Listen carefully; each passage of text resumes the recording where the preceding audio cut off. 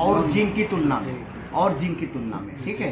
देखिए पहला पॉइंट तो है कि साधारण जिंक जो आपका पाया जाता है इसके अंदर जिंक 33%, सल्फर 15%, लेकिन टेक्नोजेट जिंक के अंदर जिंक 14% और सल्फर 67%, और जिंक और जो साधारण जिंक है उसके अंदर जिंक सल्फेट फॉर्म में होता है, लेकिन और टेक्नोजेट के अंदर जिंक ऑक्साइड फॉर्म में है। जिंक ऑक्साइड फॉर्म में होने के कारण टेक्नोजेट जिंक का किसी भी आपका फास्फेटिक फर्टिलाइजर जैसे डीएपी, एनपीके, सुपर के साथ रिएक्शन नहीं है। जबकि जो साधारण जिंक होता है उसमें सल्फेट फॉर्म में होने के कारण जिंक ये डीएपी, एनपीके से रिएक्शन करके जिंक फास्फाइड बन जाता है। उस केस में होता क्या है कि हमारा जिंक भी पौधा नहीं ले पाता और फास्फोरस भी खराब हो जाता है।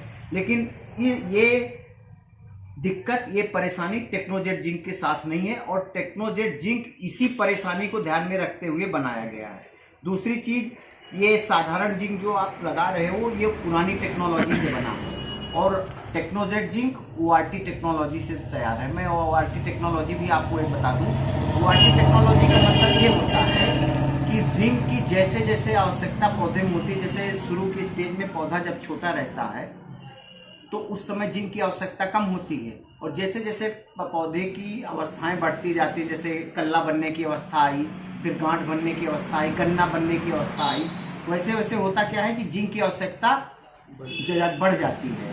तो उस केस में होता क्या है, चूंकि साधारण जिंक उसकी कार्य करने की अवधि बहुत कम है, आपका 10-15 दिन, ज़्यादा से ज़्यादा 20 दिन।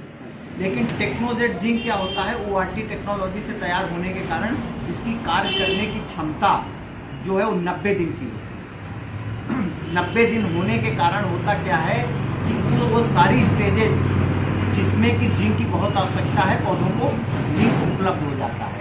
जिस फलस्वरूप या परिणाम स्वरूप ये होता है कि हमारे जड़ों का विकास ज़्यादा होता है। जड़ों के साथ साथ जो है द्वितीयक जड़ें, इनकी लंबाई भी बढ़ती है, संख्या भी बढ़ती है, जो कि पौधों के पोषक तत्व को जमीन से अवशोषित करने में मदद करता है।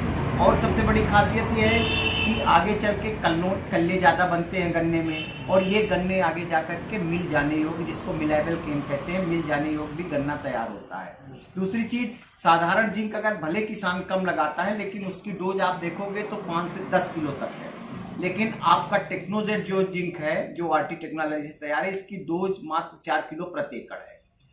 और साधारण जिंक जिसकी कार्य क्षमता पौधों के अंदर ग्राह्य क्षमता मात्र 2 से 5% है, और टेक्नोजेट की 40 से 50% है। एक साधारण आपका गणित बताया गया है, किसान जैसा कि मोनो जिंक लगाता है 33%, उसके अंदर 5 किलो मान लो लगाता है, तो उसके साथ 1650 ग्राम जिंक जाता है, लेकिन उसकी कार्य क्षमता कितनी है, ग्राह्य क्षमता मात्र 5%। तो 5% से अगर जिंक तत्व के रूप में देखें, जो पौधा तत्व के रूप में लेता है, तो उससे मात्र 82.5 ग्राम जिंक जाता है। जबकि टेक्नोजेट के केस में 4 किलो मात्रा, 14% इसमें जिंक होता है ऑक्साइड फॉर्म में, आपका जिंक जो गया 560 ग्राम, लेकिन इसकी जो पौधों के अंदर ग्राह्य क्षमता है 50% है। उस केस में आप अगर 50% क्षमता से देखोगे तो 280 ग्राम जिंक जा रहा है, और यहाँ पे साधारण जिंक के साथ 82.5 ग्राम। तो ये जिंक तत्व के रूप में ज़्यादा उपलब्ध हो गया। दूसरी चीज़, इसका वर्किंग डेज जैसा मैंने पहले भी बताया था, आपका 15-20 दिन होता है, और इसका जो है लगभग 90 दिन तक होता है। दूसरा चीज़ जो है, इसमें और जिंक लगाओगे आप तो अगर इसमें 2 बार आवश्यकता होगी, क्योंकि इसकी कार्य क्षमता जब कम है तो 2-3 बार, इसको एक बार लगा दोगे तो आपका जिंक की आपूर्ति कर देगा। क्योंकि गन्ना साल भर की फसल है, इस कारण से अगर किसान को जिंक बहुत जिस हिसाब से जिंक की बहुत आवश्यकता होती है पौधों की, उसकी जो है पैदावार के लिए, क्वालिटी के लिए, रोग रोधी क्षमता बढ़ाने के लिए, उस केस में किसान एक बार जिस समय मिट्टी चढ़ाता है, आखिरी यूरिया लगाता है 90 दिन पे, उस समय एक बार इस जिंक को और दे सकता है। तो उसके जो फसल की अवधि है पूरा 1 साल भर की जिंक की आपूर्ति हो जाएगी। अगर इस साधारण कैलकुलेशन से आप समझ सकते हैं कि साधारण जिंक से ये जिंक सस्ता ही पड़ेगा। अगर आप देखेंगे तो अगर 12 से 15 किलोग्राम जिंक मोनो जिंक की आवश्यकता होगी, जबकि इस केस में मात्र आपकी 4 किलो ही कारगर बैठेगी। तो 12-15 1 किलो जिंक कितने की मिलती है? 33%। 33% तो कम से कम मिलेगा ऐसा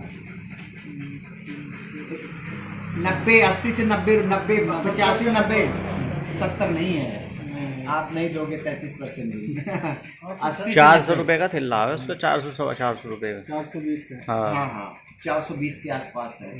और 2 बार अगर लगाना पड़ा मान लीजिए तो कितना हो गया, वही हो गया 840 का बंदा। 840 10 किलो हिसाब से। हाँ। 840 10 किलो रिक्वायर्ड, और 2 बार लगाएगा तो कितना हो गया 20 किलो। 20 किलो कितने का हुआ उस केस में, अगर मात्र इसका देखोगे तो बहुत जो है कम इसका आएगा। तो इस तरीके से देखा जाए तो अगर कास्ट की बात करते हो तो कास्टली कहीं से नहीं है, और क्वालिटी इसके सल्फर आपको अलग से, साधारण जिंक में आपने कितना परसेंट पाए सल्फर 15%। और टेक्नोजेट के केस में आप कितना पा रहे हो 67%, वो भी WDG फॉर्म में। अच्छा WDG फॉर्म में 67% पा रहे हो, तो ये इसकी क्वालिटी है और इसका बेहतरपन है।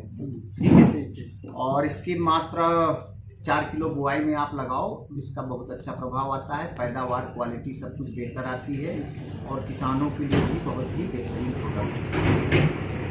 ये आप इसको रखें।